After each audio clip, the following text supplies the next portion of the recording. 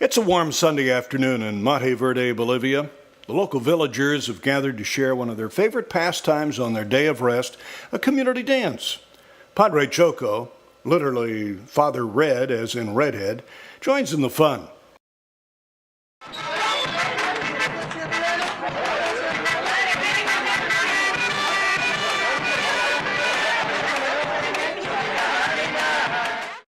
And it's a great way to wind down after a busy week of traveling to 15 villages, celebrating more than a dozen masses, baptizing several babies, and hearing dozens of confessions.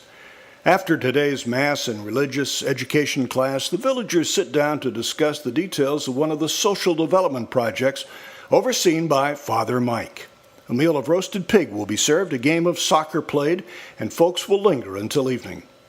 Such is the life of a priest in the Catholic Foreign Mission Society of America, known as the Maryknoll Fathers and Brothers. And for 57 years, Father Mike Gould devoted his life to serve God and God's people in the lowlands of eastern Bolivia, the poorest country in South America.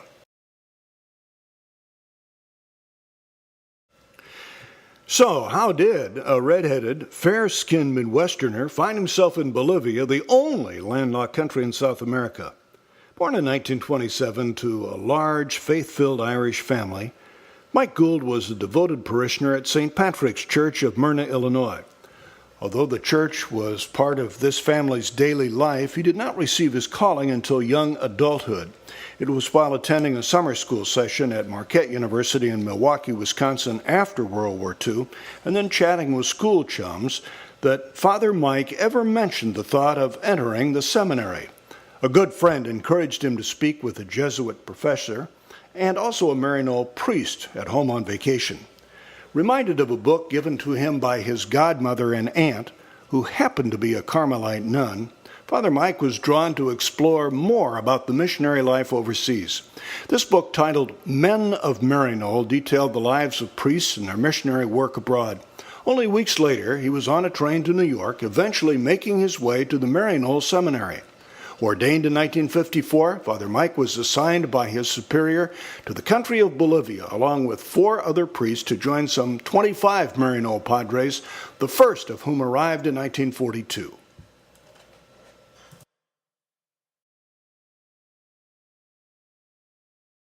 Conditions were less than ideal upon arriving in Bolivia via a plane ride to Lima, Peru, and then a train ride through the Andes Mountains and across Lake Titicaca to the language school at Cochabamba. All of the Bolivians were baptized Catholics for centuries, but their knowledge of the Bible and the faith was minimal, so naturally their living the faith was minimal. The vast majority lived in the countryside until the 1950s. There were no schools, and very few could read or write. Most of them would have contact with the church only 2 or 3 times a year because of the poor roads and the shortage of the clergy.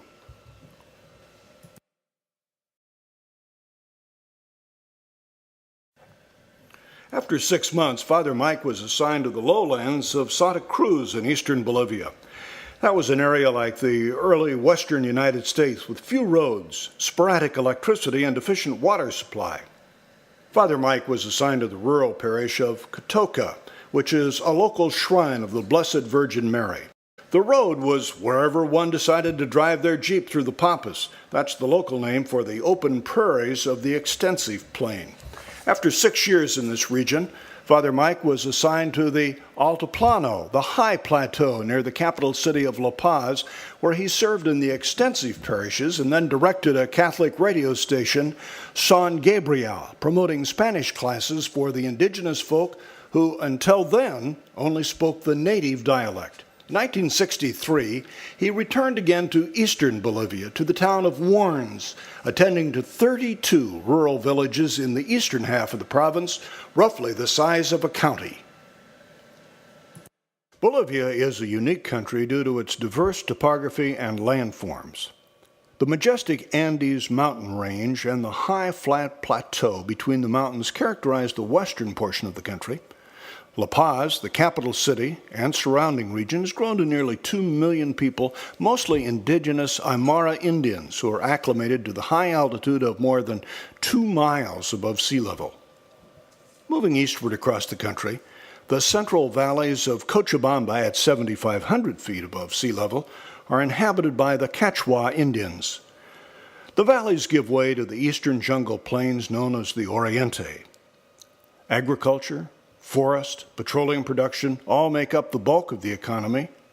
Most natives live in mud huts, hand plant little fields of rice and corn and yucca and citrus fruits, all similar to the Caribbean region. In the last 30 years, much of the jungle has been cleared, paving the way for mega farms with sophisticated machinery.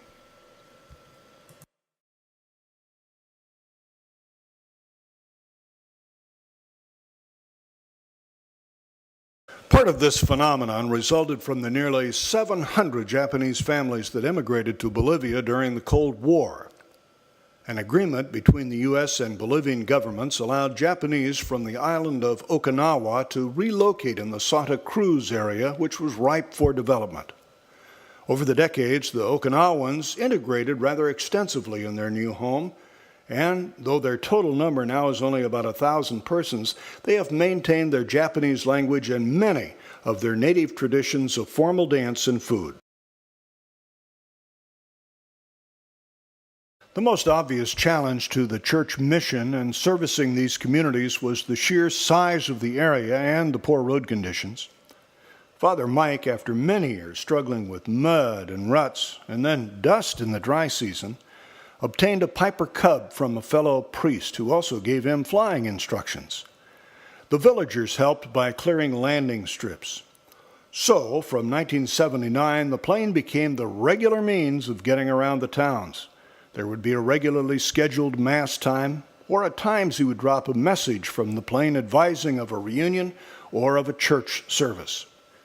When arriving at the airstrip, a local villager would transport him to the village center on horseback or buggy or motorcycle.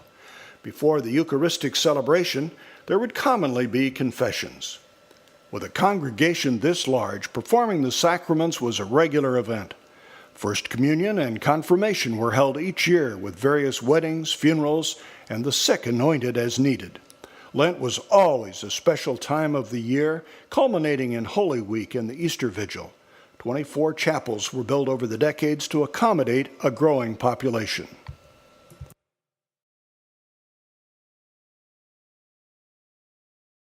Father Mike was not alone in the mission, and the collective effort was even greater than the sum of its parts. Two groups of sisters played an active role. The native Silesian sisters ran a large school. The Japanese nuns formed mothers' clubs, taught religious education in the schools, and made house visits. Lay volunteers were another essential contributor to the parish mission.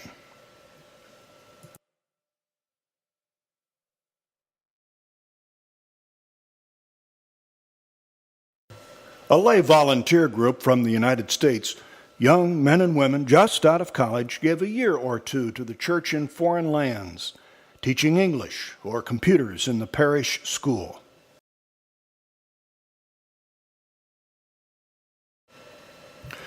The parish was able to lend a hand to projects outside the immediate parish. For example, the parish solicited help for a large charitable organization of volunteer women called Davosan, helping the needy in 5 large Santa Cruz hospitals. The parish aided the Sisters of Charity of Mother Teresa, caring for some 60 senior citizens in a nursing home, also a daycare center and a soup kitchen, and a home for 20 handicapped orphans. The parish lent a hand to the Japanese sisters in the Fatima home, an orphanage for nearly 85 babies, by obtaining needed funds from abroad and regularly donating foodstuffs from the countryside. Most villages had shallow wells that provided only saline, muddy water. So the church contracted with well drillers and formed village co-ops to coordinate the financial and legal details.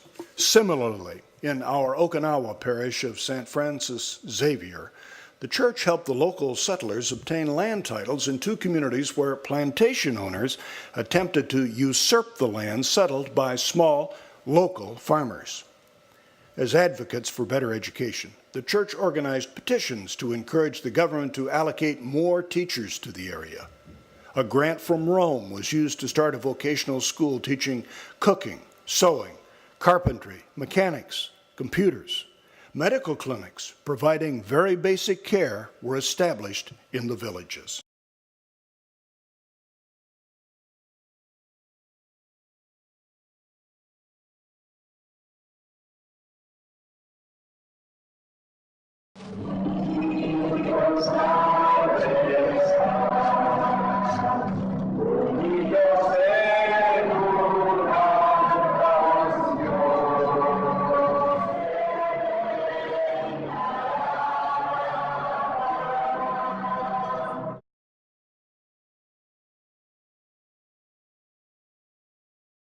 In 2004, the warm and appreciative Bolivians showed their love and gratitude for their Padre Choco by hosting a 50-year Jubilee celebration. The Cardinal led a concelebrated Mass with many fellow priests, followed by a meal and a festive program for all to enjoy. A few of Padre's family members traveled to Bolivia to share in the celebration, and those included his sister, who's a Dominican nun, as well as his brother and his brother's wife. Another celebration was held stateside with extended family and friends in June of that year. In January 2013, Father Mike visited his former mission in Bolivia and attended the ordination of Bishop René Legge. Many bishops within Bolivia attended the ordination. The bishop has a special place in Father Mike's heart, as Father Mike has acted as something of a godfather to him, so to speak. He baptized him, helped him migrate to the city to finish high school, and then on to the seminary. He's now the auxiliary bishop of Santa Cruz. Through Father Mike's efforts and God's good grace, Bishop René Legge is now a very visible and gracious steward to carry on the mission in the lowlands of Bolivia. Has improved to a degree, especially the economic situation. The churches helped them, I believe, and the people have responded and have taken these initiatives and have grown with them themselves. There is hope for the future of the church. Lord willing, it'll continue there and be part of their lives as it has been for centuries.